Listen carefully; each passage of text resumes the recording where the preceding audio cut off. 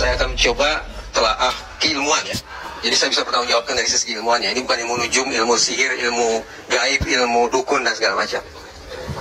Pertama, apakah Jessica adalah pelaku pembunuhan dalam kasus ini? Begini, pertama, kalau seorang pelaku pembunuhan itu rasional, apalagi kasus ini kan disebut sebagai kasus pembunuhan berencana, maka sebelum melancarkan aksinya, si calon pembunuh ini pasti akan punya kalkulator di dalam kepalanya. Dia akan melakukan kalkulasi terhadap 4 unsur.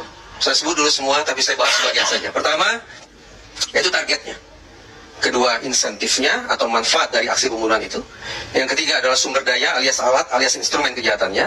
Dan yang keempat adalah resikonya.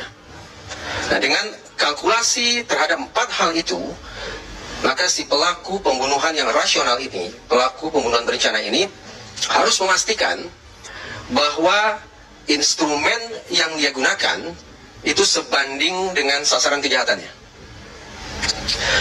Dalam kasus ini, sebagaimana yang coba saya ikuti lewat media massa, instrumen atau alat kejahatannya adalah sianida.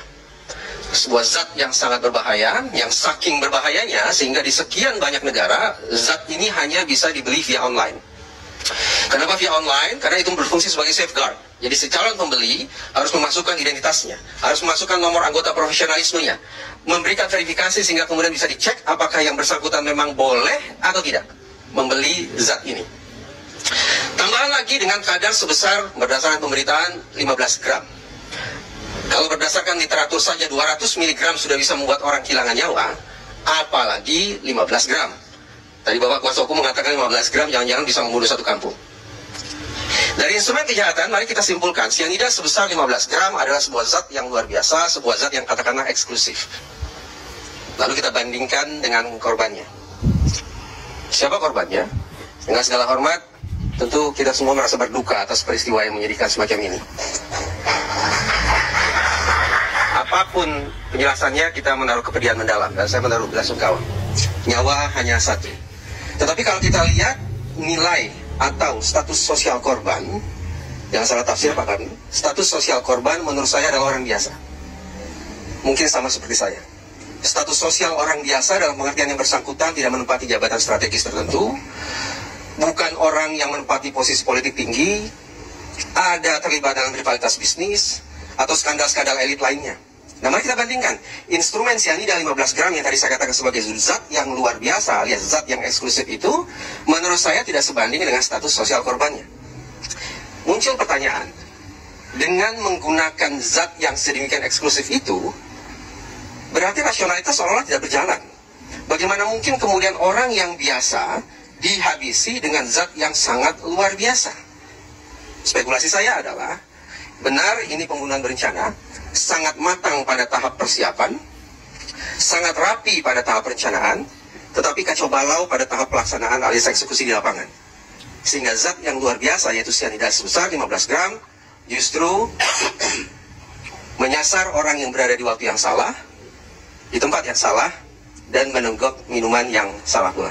Ringkas kata, ringkas cerita, apakah Mirna adalah korban yang sungguh-sungguh ingin disasar dalam kasus pembunuhan berencana ini? Sekali lagi, spekulasi saya mengatakan tidak. Itu poin pertama. Poin yang kedua, sekarang terkait dengan pelaku. Apakah Jessica adalah pelakunya? Kembali, kita asumsikan bahwa pelaku adalah orang yang rasional, akal sehat berjalan. Si pelaku pembunuhan bisa saya menggunakan badik, pisau, pedang, parang, tangan kosong, gigi untuk melakukan sebuah serangan terhadap korbannya.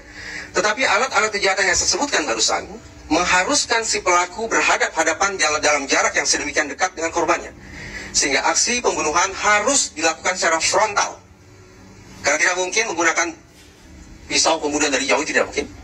Jadi ringkasnya, harus dilakukan dalam jarak yang berdekatan, jadi sebuah pembunuhan sifatnya frontal. Lantas muncul pertanyaan, lalu apa gerangan yang menjadi pertimbangan kenapa seorang calon pelaku pembunuhan menggunakan racun? Tidak lain tidak bukan, alasannya salah satu. Logika penggunaan instrumen kejahatan dalam penggunaan racun satu. Bahwa si pelaku ingin mengambil jarak sedemikian rupa dari korbannya. Dia tidak ingin melakukan sebuah serangan frontal terhadap korbannya. Dia tidak ingin berhadapan-hadapan dalam jarak dekat dengan korbannya. Dia tidak ingin korbannya melihat bahwa akulah pelakunya. Dia tidak ingin melihat bahwa aksinya ditangkap oleh sekian banyak kamera. Dan dia tidak ingin bahwa perbuatan jahatnya itu disaksikan oleh sekian banyak saksi mata. Segala hal itu hanya bisa terpenuhi kalau si pelaku menggunakan instrumen atau alat kejahatan berupa racun. Nah, mari kita bandingkan dengan 3 orang yang ada di meja tersebut. Bagi saya sulit dinalar, Pak Nabi, bahwa ada kemudian orang yang kita anggap rasional, kemudian memilih racun, tapi kemudian pada saat yang sama dia tongkrongi korbannya. Tidak masuk akal. Sekali lagi, penggunaan racun dipertimbangkan, dia pakai racun karena dia ingin mengambil jarak sedemikian jauh dari korbannya. Lantas apa poinnya dia menggunakan racun, tapi sekali lagi pada saat yang sama justru dia tongkrongi korbannya, dia biarkan saksi mata melihat perbuatannya, dia biarkan kemudian aksinya terekam oleh kamera. Bagi saya, sulit untuk diterima oleh akal sehat.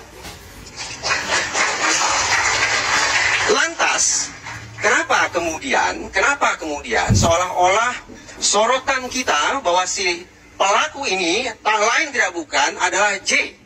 Kenapa terus-menerus kita memusatkan perhatian kita? Bahkan tidak hanya memusatkan perhatian. Kenapa kita terus-menerus sudah menghakimi J adalah si tersangkanya, dan seolah-olah suatu saat dia juga pasti akan menjadi terdakwa, dan bisa dipastikan dia suatu saat akan menjadi terpidananya. Menurut saya ini sebuah kesesatan berpikir atau bias kognitif yang terjelaskan lewat sebuah paradigma bahkan. Saya masih ingat, saya berkesempatan mengampu mata kuliah psikologi forensik di Sekolah Tinggi Ilmu Kepolisian Pak Nabi. Ada satu paradigma atau satu teori favorit untuk menjelaskan tentang sebuah peristiwa kejahatan, yaitu paradigma segitiga kejahatan. Paradigma segitiga kejahatan ini mengatakan bahwa sebuah aksi kejahatan hanya, saya garis bawahi betul ini, hanya bisa terjadi kalau di dalamnya ada 3 unsur. Pertama, di situ ada korbannya, ada pelakunya, dan ada lokasinya. Paradigma segitiga kejahatan memang sederhana, memudahkan kita untuk berpikir, menghasilkan bundaran yang sempurna tentang bagaimana sebuah peristiwa kejahatan. Tapi saya harus katakan, dalam perspektif saya pribadi, paradigma segitiga kejahatan harus disingkirkan jauh-jauh, karena ini sebuah paradigma yang usang. Bahkan tidak lagi bisa menjelaskan tentang berbagai macam kompleksitas kejahatan kontemporer. Nah, apa yang terkait dengan paradigma segitiga kejahatan itu? Tadi saya katakan, kejahatan hanya bisa terjadi kalau ada 3 unsur, yaitu di dalamnya ada korban, ada pelaku, dan ada lokasi. Kesesatan berpikirnya di mana? Karena korban ada di meja itu, dan karena lokasinya adalah meja itu, maka seolah-olah pelaku pun harus ada di meja itu. Kita abai bahwa, kembali ke poin yang tadi saya kemukakan, instrumen dalam kejahatan ini adalah racun.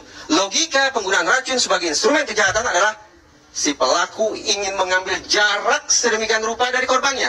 Dengan demikian, betapapun korban ada di meja itu, betapapun lokasinya adalah meja itu, namun pelaku menurut saya tidak berada di meja itu. Dengan kata lain, spekulasi saya yang kedua, apabila ditanyakan sesuai judul acara ini, apakah Jessica adalah pelaku pembunuhan Mirna? Menurut saya, dalam nalar keilmuan saya, Jessica bukanlah orang yang membubuhkan racun ke dalam kopi itu.